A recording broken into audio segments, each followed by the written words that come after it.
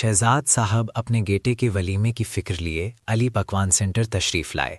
उन्होंने काफ़ी लोगों से सुन रखा था कि जायका और मायार चाहिए हो तो फरहान सुबहानी के पास जाओ। खा लिया यार, चले मेहरबानी, बहुत अच्छा बिरयानी तो मजा आ गया।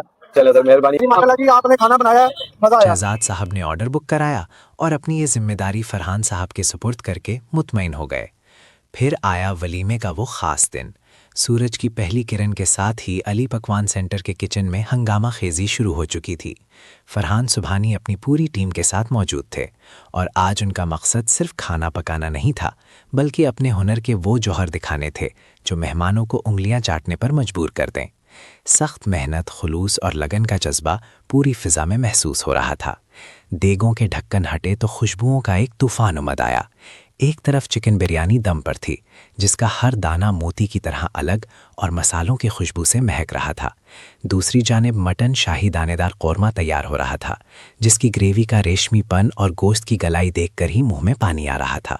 लेकिन आज के मेन्यू का असल इम्तिहान और मास्टरपीस वो डिश थी जिस पर सबसे ज़्यादा मेहनत दरकार थी, यानी पेटे का हलवा। फरहान साहब की निगरानी में कारीगरों ने पेटे को काटना और बारीक करना शुरू किया।